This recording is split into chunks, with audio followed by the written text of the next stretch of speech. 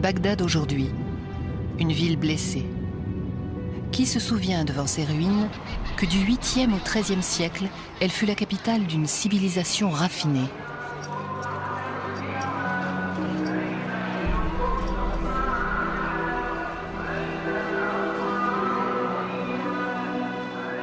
De Bagdad, le califat abbasside étendait son influence de l'Espagne aux confins de la Chine. Ville des mille et une nuits, gardienne du savoir antique, elle traduisait Aristote, Platon, Euclide.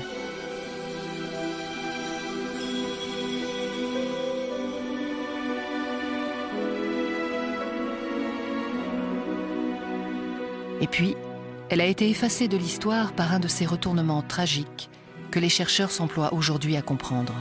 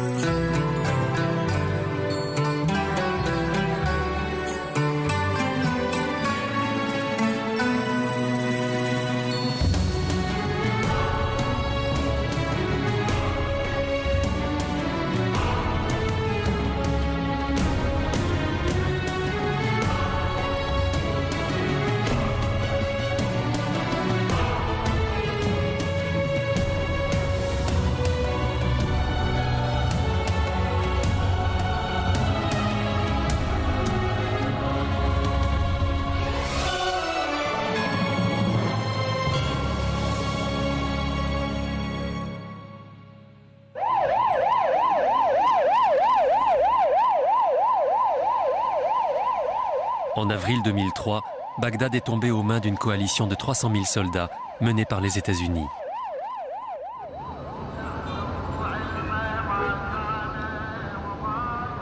Dans la mosquée de Kadimain, au centre de la ville, 5000 croyants sont rassemblés pour prier pour la paix.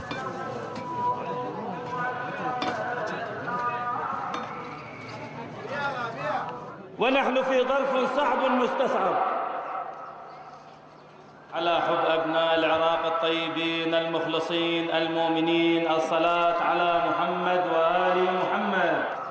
نعم نعم للإسلام. نعم نعم للإسلام. نعم نعم للإسلام. نعم نعم للإسلام. نعم نعم للسلام. نعم نعم للسلام. نعم نعم للسلام. نعم نعم للسلام. نعم نعم للسلام. نعم نعم للسلام. Bagdad s'étend sur le long des rives du Tigre, sur l'emplacement de deux anciennes capitales, la ville perse Ctésiphone et la ville hellénistique Séleucie.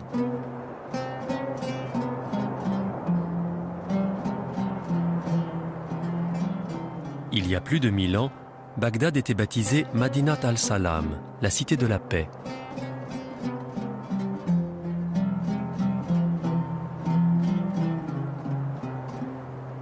Ce palais a été construit en 762 quand les califes transfèrent leur capitale de Damas à Bagdad, au centre du califat. La dynastie au pouvoir était celle des Abbassides, du nom du calife Abou al-Abbas qu'il avait fondé en 749. L'architecture élégante et complexe du palais abbasside porte les traces de toutes les cultures que les conquérants arabes ont adoptées, comme ce dôme d'origine persane. Les califes abbassides se sont employés avec bonheur à développer les arts et les sciences, faisant de Bagdad une cité florissante.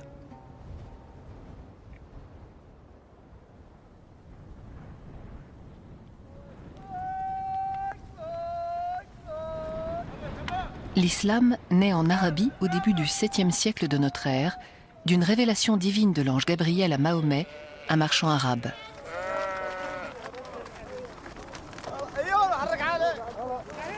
Cette révélation est inscrite dans le Coran, qui signifie récitation.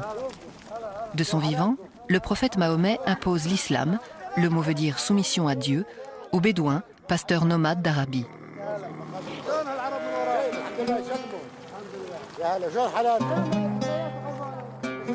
Au nom de la guerre sainte, ses successeurs se lancent à la conquête de la Syrie, puis de l'Égypte, alors province chrétienne de l'Empire byzantin.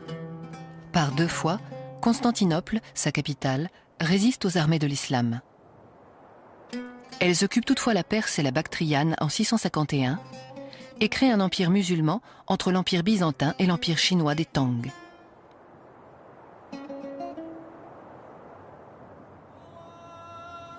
Les conquérants musulmans imposent la nouvelle foi en Afrique du Nord et en 712 franchissent le détroit de Gibraltar et passent en Europe. Ils sont arrêtés par Charles Martel à Poitiers en 732. Les guerriers qui tombaient au combat contre les infidèles croyaient qu'ils gagnaient le paradis. Code religieux et social, le Coran règle chaque instant de l'existence du croyant.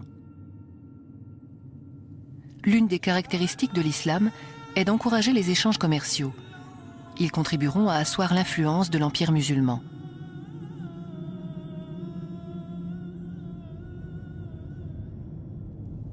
Il est écrit dans le Coran qu'Allah autorise le commerce, mais avec loyauté et sans tromper son partenaire, ce qui finalement rend le commerce non seulement licite, mais honorable.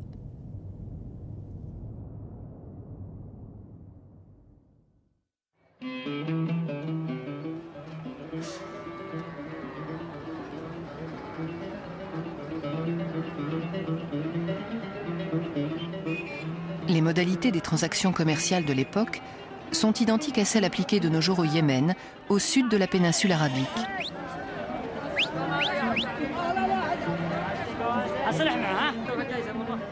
Par exemple, sur les marchés, un personnage est traditionnellement à la fois témoin et médiateur de chaque transaction entre vendeurs et acheteurs. Il lui revient de s'assurer de sa parfaite exécution et d'éviter qu'elle soit source d'un litige.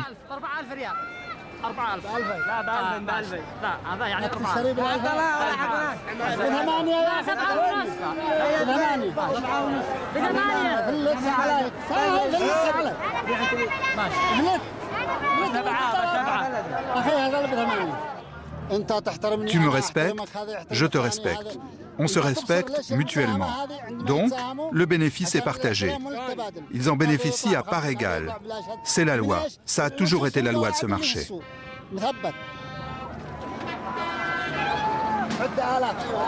Cette culture du commerce est à l'origine d'une forme de confiance entre des peuples d'origine bien différentes. Les échanges allaient bien au-delà des simples transactions sur les marchés.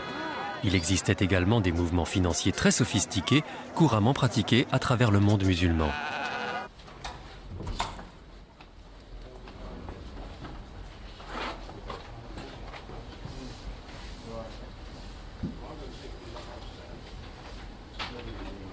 Un document, retrouvé en 1998, a étonné les chercheurs.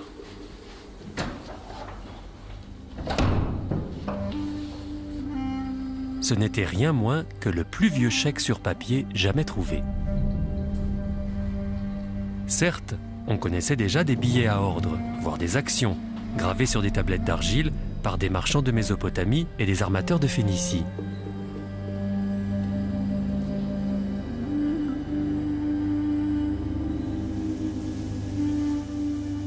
On savait aussi que des chèques sur papier avaient été émis à Bagdad, mais on n'en avait jamais retrouvé.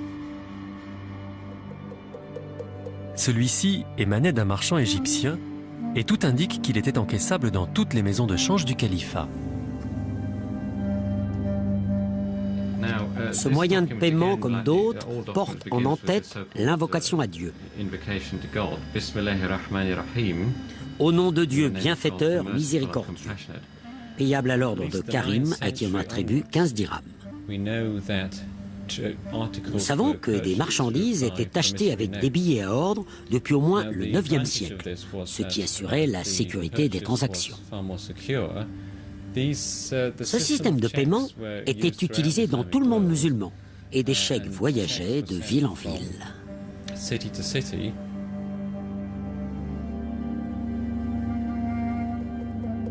des chèques émis à Bagdad étaient encaissés à Cordoue, en Espagne, à 4000 km.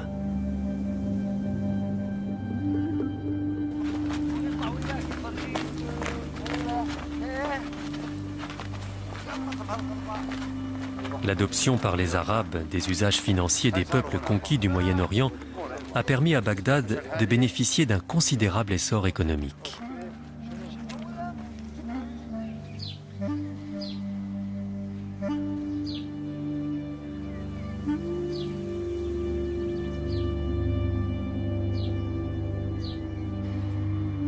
La ville des Mille et une nuits, la plus importante du monde musulman, est un bouillonnant creuset culturel où se croisent artisans, poètes, marchands, qui ont pour langue commune l'arabe. Au IXe siècle, elle supplante progressivement les autres langues locales comme le syriaque, le copte et le berbère, sans toutefois remplacer le persan qui lui a emprunté l'alphabet.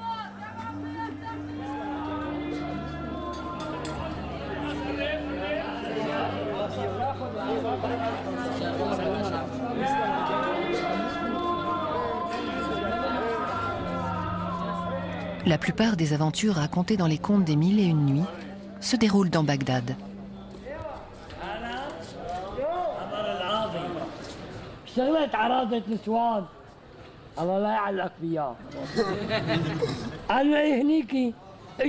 Les héros des contes étaient empruntés aux différents peuples d'Eurasie. Aladdin était supposé être chinois. Sinbad le marin était vraisemblablement indien. Des peuples d'origines diverses se côtoyaient dans Bagdad, la nouvelle ville des califes. Les bazars débordaient de denrées provenant du bout du monde. Langues, cultures, races qui se côtoyaient et se mélangeaient concouraient à faire de Bagdad une ville cosmopolite, une métropole dynamique et colorée, sans pareil à son époque.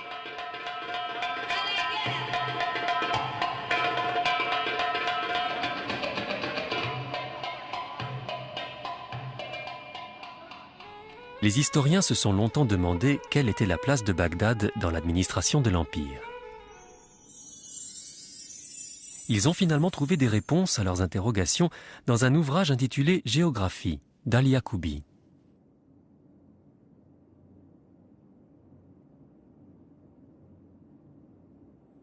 Il révèle, par exemple, que le siège de l'administration de l'Empire était situé sur la rive droite du Tigre, à l'endroit où se trouvait une gigantesque construction circulaire que les Bagdadis avaient baptisée la Cité Ronde.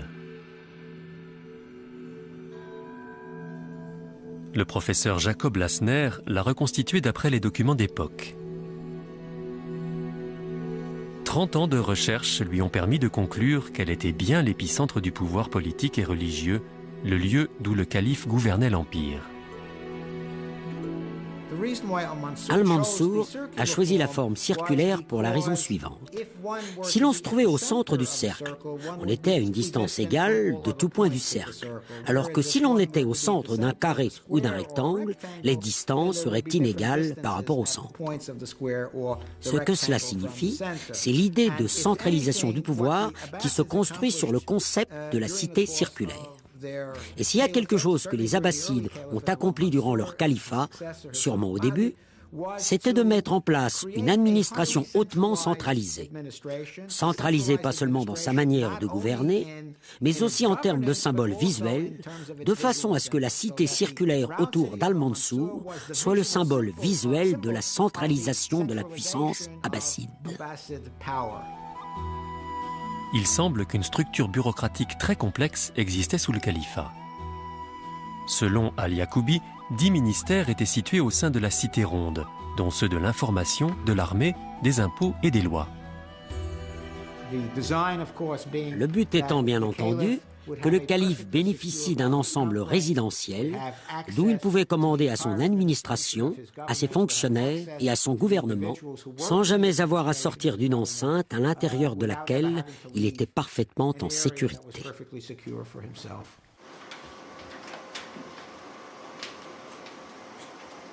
L'emplacement exact de la Cité Ronde n'avait jamais été vraiment localisé par les archéologues.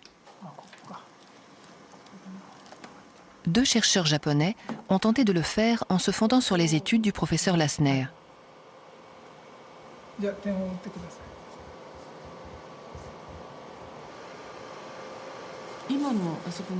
Naoko Fukami, historienne de l'architecture islamique, et le géographe Hidehiro Soma ont exploré de multiples sites eurasiens à partir de données satellites. Sur cette image, on aperçoit le Tigre qui traverse la ville. C'est sur sa rive occidentale que, d'après les documents anciens, se situait la cité ronde. Ces textes la décrivent entourée de canaux. Les archéologues ont recherché leurs traces.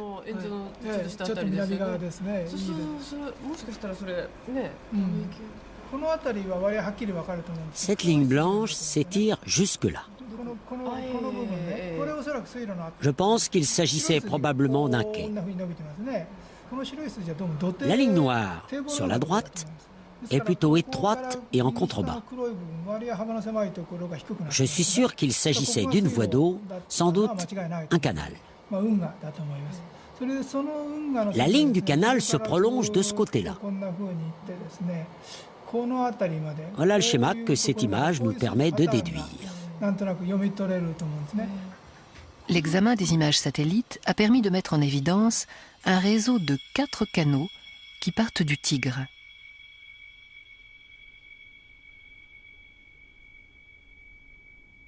Leur tracé délimite une zone sur la rive droite du fleuve. La cité ronde serait située dans ce périmètre, entourée par les 2 canaux centraux. On sait par les chroniques anciennes qu'il existait un lieu saint proche de la cité ronde appelé Mintaka.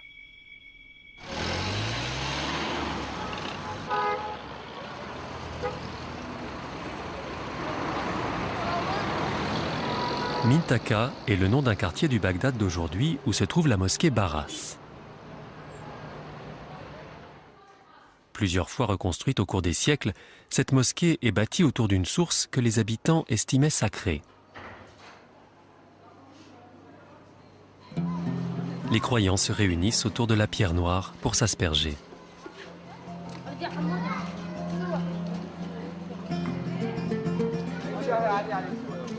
Les chroniques anciennes mentionnent ce quartier comme lieu de pèlerinage.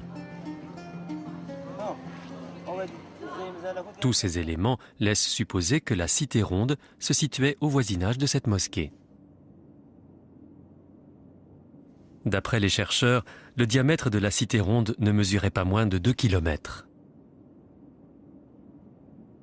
Elle se trouvait donc bien là, proche de la mosquée et entourée des canaux. C'était le seul emplacement susceptible d'accueillir une construction de son importance. Bagdad était le point de départ de 4 routes terrestres. Si on partait vers le nord-est, on arrivait en Iran. Vers le nord-ouest, on arrivait en Syrie. Vers le sud-ouest, on allait à la Mecque. Et si on partait vers le sud-est, le long du Tigre, on arrivait au golfe Persique. Vous savez, pour que la ville jouisse d'une longue prospérité, on l'a surnommée la cité de la paix. Le calife s'est projeté dans l'avenir. Lorsqu'il a fondé cette ville, il a choisi un emplacement propice à une longue prospérité. Seule une reconstitution en images virtuelles peut donner une idée exacte de ce à quoi ressemblait la cité des califes.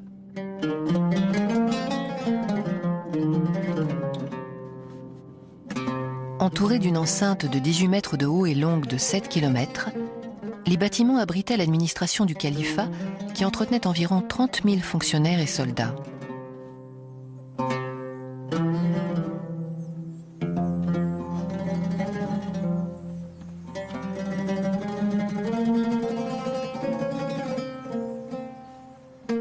Au centre de la cité se dressait le dôme du palais du calife, chef spirituel, temporel et commandeur des croyants.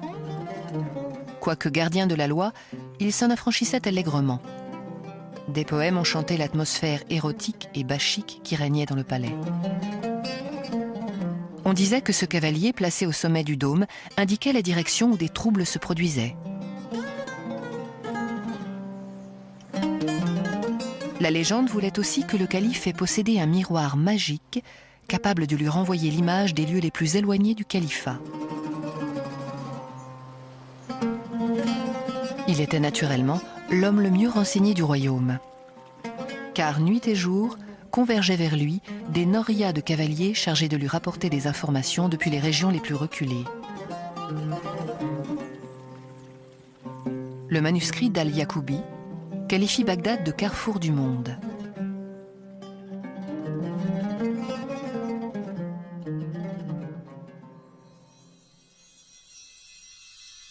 Des 4 portes de la ville partaient 4 routes vers les provinces les plus lointaines du califat.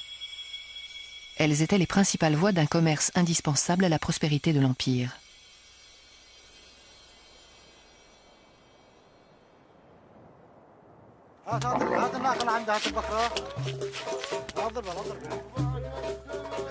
Les caravanes qui allaient vers la Méditerranée passaient par les ruines de la cité légendaire de Palmyre, au milieu du désert de Syrie.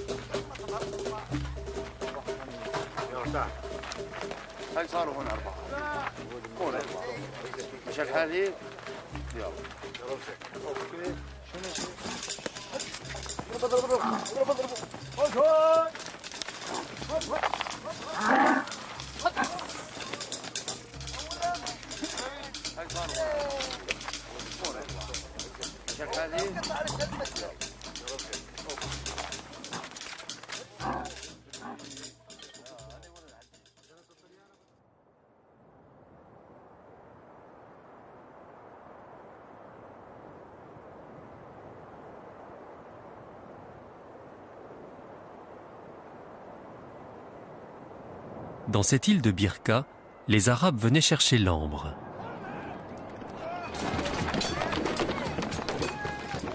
Alors qu'à cette époque, la région appartenait aux Vikings.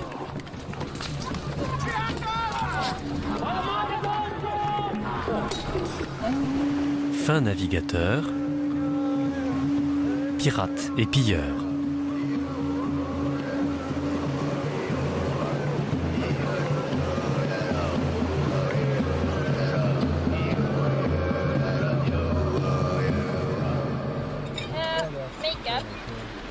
Lager 14 utanför där också. Det som Karin är på väg in.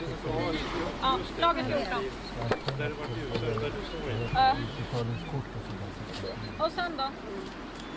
Så skulle vi ha en... À Birka, les archéologues ont exhumé, entre autres vestiges, des pièces de monnaie en argent, frappées à Bagdad. L'ampleur de la découverte, des milliers de pièces, rappelle l'importance des échanges commerciaux et des relations entre Arabes et Vikings. L'utilisation de la monnaie était généralisée dans le monde musulman. Elle avait un nom, le dirham. En ce qui concerne la monnaie, les musulmans étaient en avance par rapport aux Vikings, qui accordaient plus de valeur au métal d'argent qu'aux pièces de monnaie elles-mêmes. Mais pour pouvoir commercer avec les marchands musulmans, ils durent s'adapter à leurs règles. Venant de Bagdad, ces pièces de monnaie portaient naturellement l'inscription Madinat al-Salam, cité de la paix.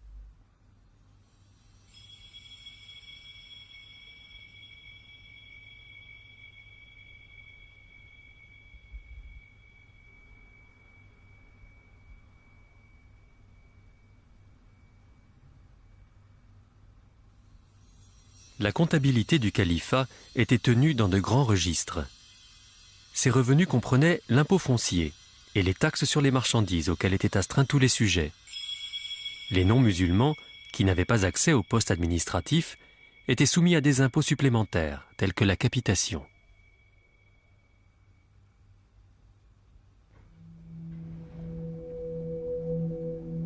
Alors que le pouvoir abbasside conforte le statut du califat, un conflit se profile à l'est. Tandis que les Arabes poussent leur conquête en Asie centrale vers la Chine, l'armée chinoise des Tang se mobilise pour défendre ses frontières.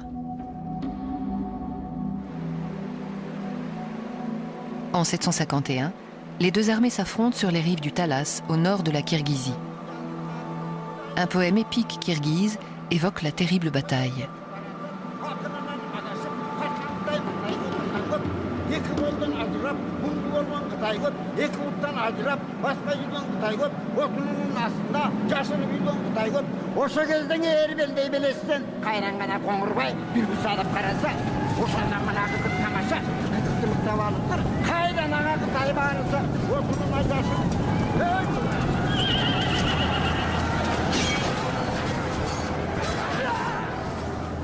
Malgré leur succès, les armées arabes ne pousseront pas leur conquête vers l'Est, tandis que jamais plus les armées chinoises ne s'aventureront aussi loin vers l'Ouest.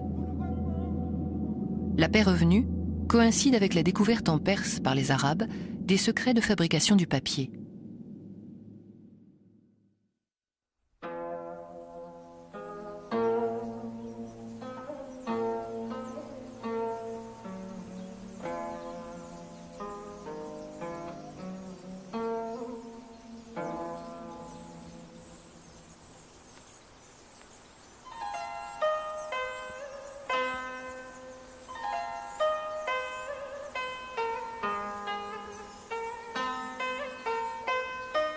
Inventé par les Chinois, le papier est arrivé en Perse avec les caravanes des Sogdiens, habitants de Boukhara et de Samarcande. C'est à Chang'an, alors capitale de la Chine, qu'a été inventée l'impression sur papier. La technique chinoise gagnera le Japon, qui imprimera le premier livre de l'histoire, le Sutra du Lotus, en 759.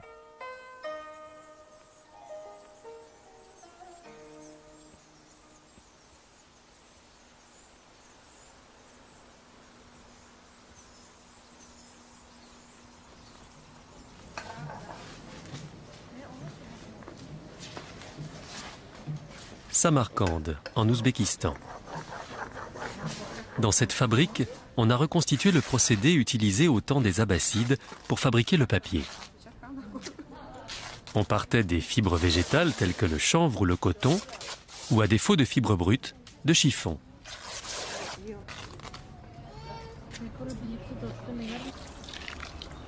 Ils étaient décolorés à la chaux et bouillis jusqu'à ce qu'ils se transforment en pâte.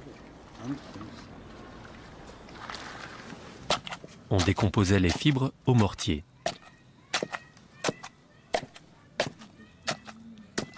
Une colle à base de peau d'abricot était mélangée à cette pâte. Étalée et séchée en fines couches, elle donnait des feuilles de papier. Le papier fait à base de chanvre est très solide, un peu entre la soie et le coton. Le papier de Samarcande s'est répandu en Iran, Irak et de fait à Bagdad.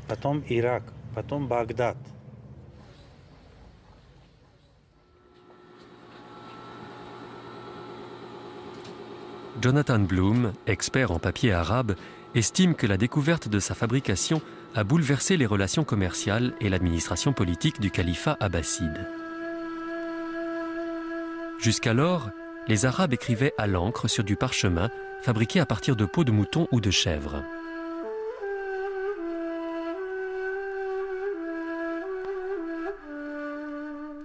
L'encre était fabriquée à base de suie diluée à l'eau, ce qui signifie que les écrits pouvaient être effacés.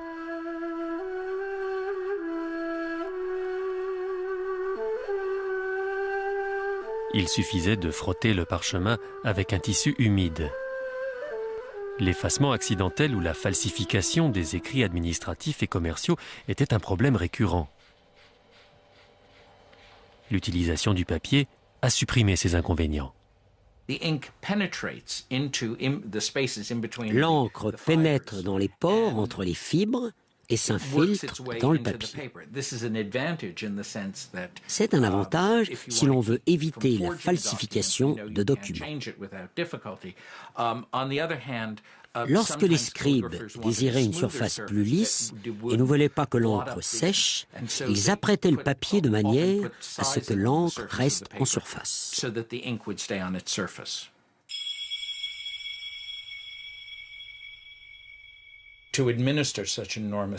L'administration de l'Empire exigeait de conserver les documents. La découverte du papier a effectivement permis leur archivage.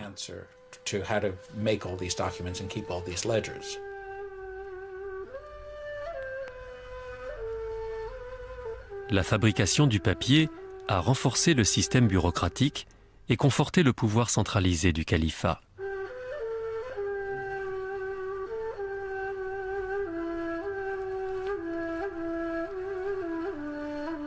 Il a permis au savoir de se répandre et surtout, il a joué un rôle déterminant dans la propagation de l'islam.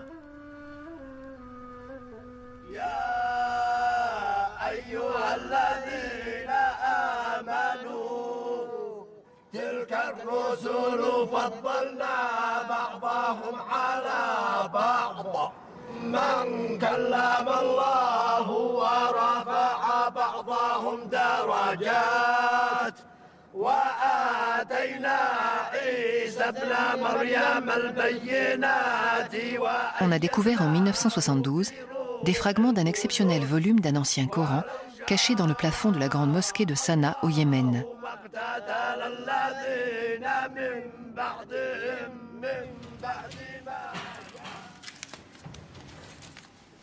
Les fragments du texte sacré remontent à l'an 700.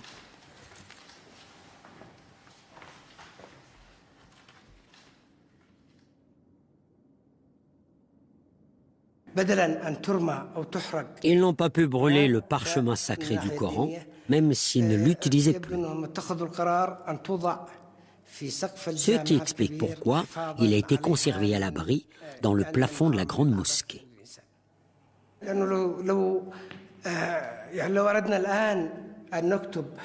Si aujourd'hui nous voulions écrire le Coran sur du parchemin, nous aurions besoin d'environ 300 peaux de mouton. Ce serait une tâche impossible. Le papier a pris le pas sur le parchemin et le parchemin a été considéré comme appartenant au passé. L'utilisation du papier a entraîné une rapide augmentation des exemplaires du Coran en circulation. Amplifiés par une diffusion importante, ces préceptes ont contribué à la fois à l'évolution religieuse du califat et à cimenter son unité.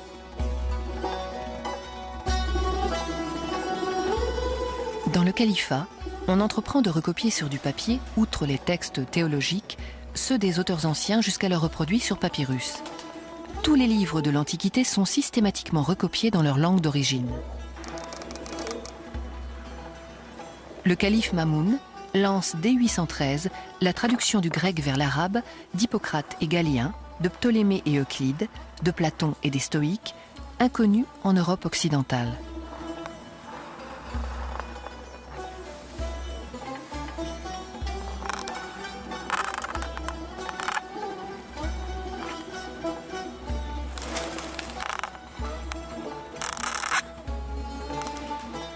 On traduit aussi les auteurs indiens et perses inventeurs de l'algèbre et on introduit les chiffres hindous que nous appelons arabes.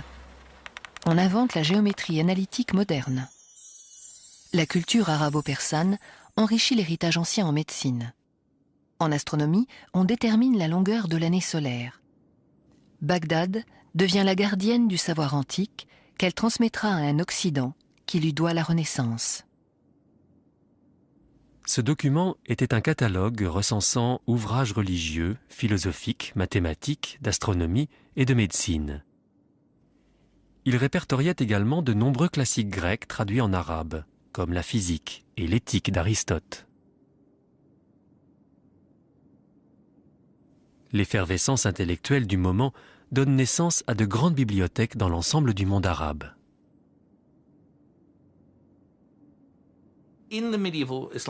Dans le monde musulman médiéval, il existait d'importantes bibliothèques. Les souverains en possédaient d'immenses. Par exemple, à Cordoue, en Espagne, nous savons que la bibliothèque était conçue sur le modèle de celle de Bagdad et qu'elle contenait 400 000 ouvrages.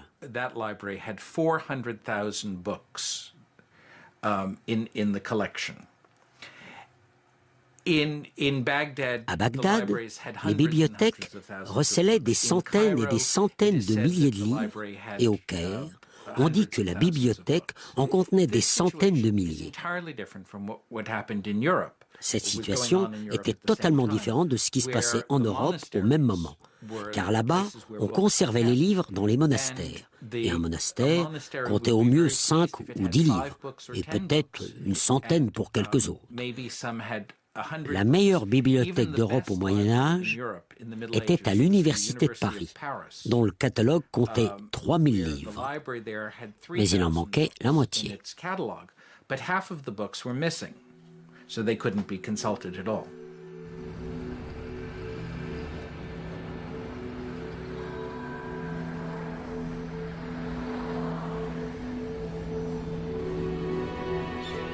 La médecine avait atteint un niveau incomparable.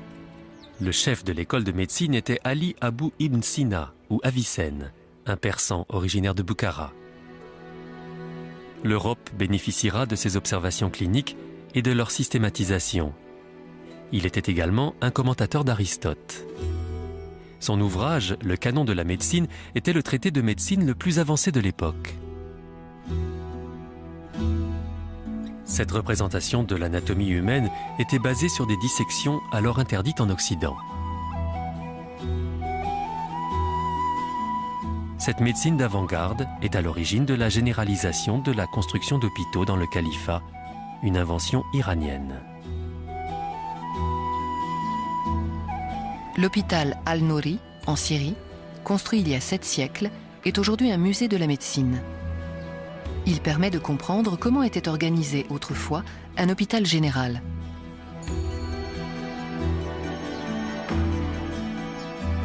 Comme dans les hôpitaux modernes, il regroupait de nombreux services: chirurgie interne, obstétrique, psychiatrie.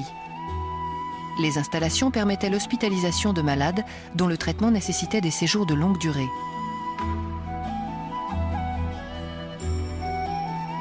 Les chirurgiens utilisaient ce type d'instrument.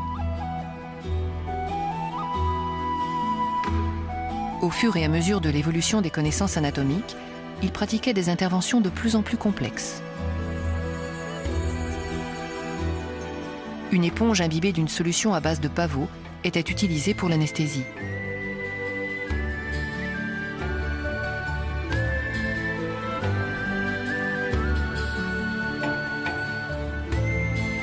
Cette tunique de chirurgien était ornée de versets du Coran pour rappeler que temporel et spirituel vont de pair.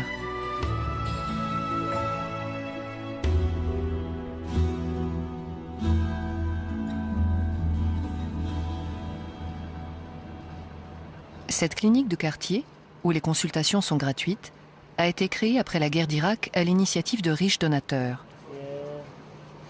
Ces structures médicales jouent un rôle important car très souvent les hôpitaux publics sont dans l'incapacité d'assurer leur mission.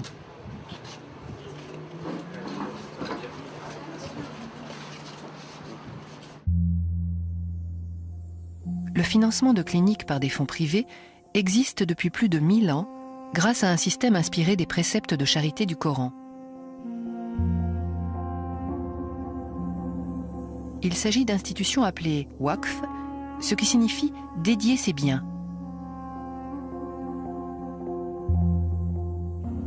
Elle gère ces biens dont l'usufruit est affecté à des fondations pieuses telles que monastères, écoles coraniques et hôpitaux. Ce système est à l'origine d'un considérable patrimoine collectif.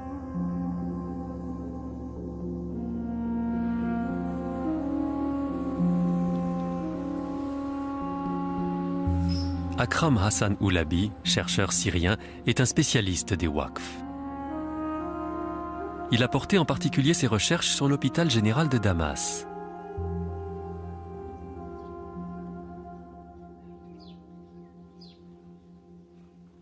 Il s'est intéressé à des inscriptions situées dans sa cour intérieure.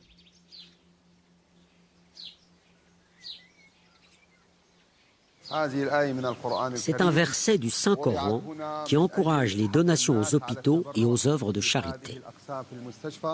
Il y est dit que l'hôpital dépend des dons faits par les marchands locaux.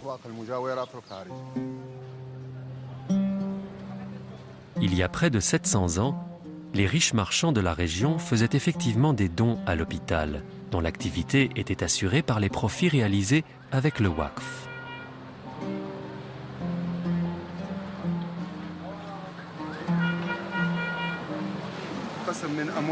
Les marchands qui occupaient les échoppes sur le marché donnaient de l'argent pour le Waqf qui servait à l'entretien de l'hôpital, de l'école coranique et du couvent voisin. Il supportait les dépenses de nourriture, de vêtements, bref, tout le nécessaire au fonctionnement de l'hôpital.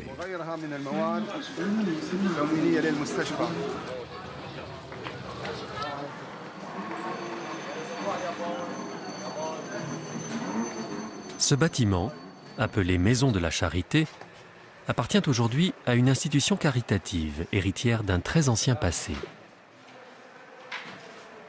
Cet homme fait don de 500 livres syriennes à l'administrateur, ce qui représente plus ou moins 10% de ses revenus.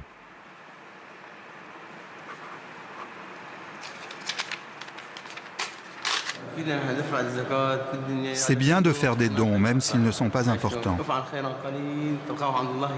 Dieu nous les rendra au double dans l'autre monde.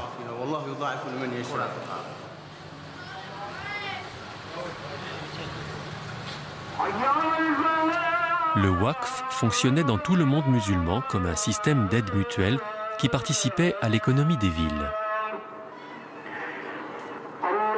Il ne servait pas uniquement à entretenir l'hôpital et les institutions caritatives. Les dons bénéficiaient aussi aux mosquées autour desquelles les villes se développaient. En fait, le califat lui était redevable d'une forme de consensus social.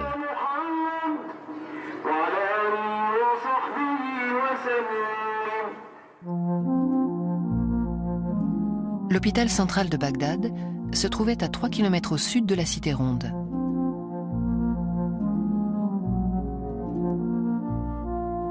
On y construisit un caravansérail bordé d'un marché en plein air.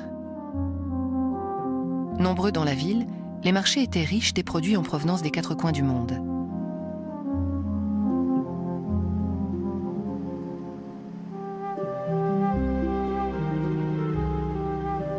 Les échoppes des artisans, rassemblées par corporation, étaient regroupées autour des mosquées.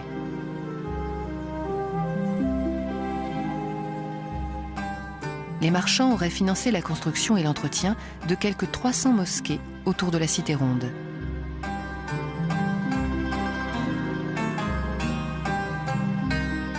Proches de ces mosquées s'élevaient des centres commerciaux qui réunissaient plus d'une centaine d'échoppes. Plus les commerces prospéraient et plus les services destinés aux pauvres et aux faibles étaient efficaces.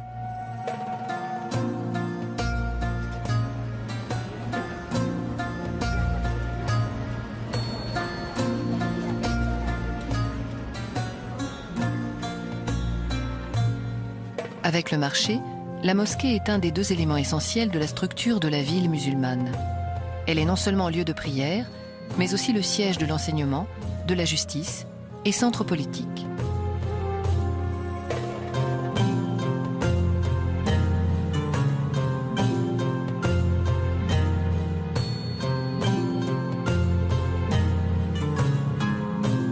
Bagdad était heureuse et ne semblait pas voir venir le malheur. Après 5 siècles de grandeur, endormie dans son confort, affaiblie par des luttes internes, elle allait brusquement s'effondrer.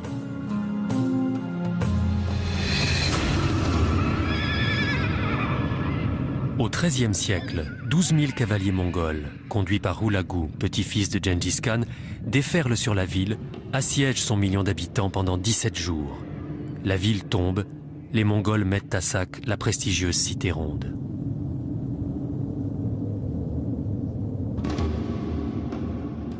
La chronique rapporte que les eaux du Tigre furent souillées 2 fois, une première par le sang des victimes et une seconde par l'encre des documents vandalisés. C'est la fin de Bagdad comme capitale du califat.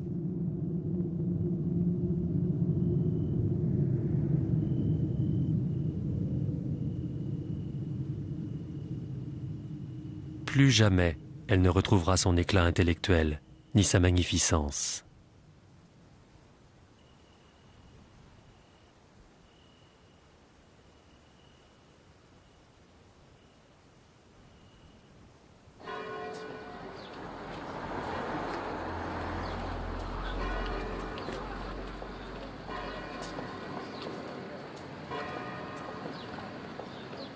Son héritage n'a toutefois pas totalement disparu. Une partie du savoir recueilli par les califes s'est transmis à l'Occident.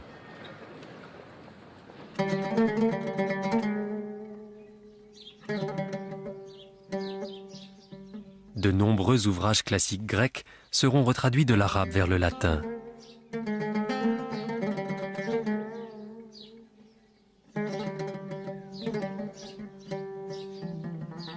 C'est donc grâce aux intellectuels arabes que les auteurs de l'Antiquité ont été révélés à l'Europe occidentale.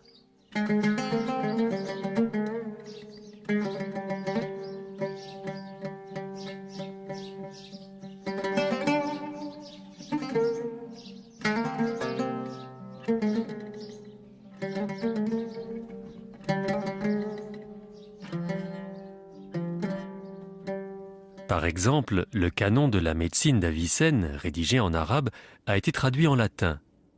Il sera enseigné pendant 4 siècles dans toutes les universités européennes.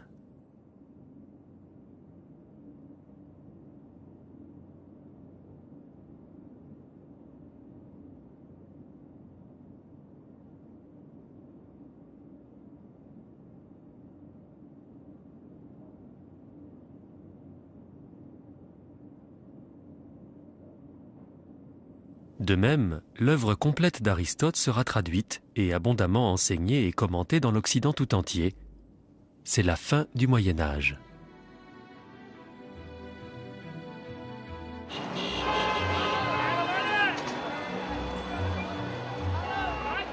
Bagdad aujourd'hui. On ignore comment ses habitants vont retrouver la paix, reconstruire leur ville, et s'ils y parviendront jamais.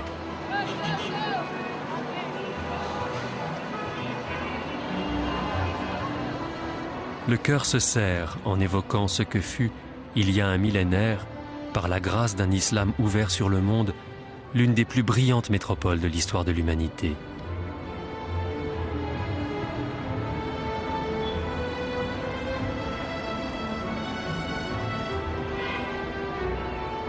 Cette civilisation, cette ville, qui avait atteint un si haut degré d'intelligence, de beauté et de richesse, peuvent-elles aujourd'hui retrouver cette inspiration à laquelle l'Occident doit tant ?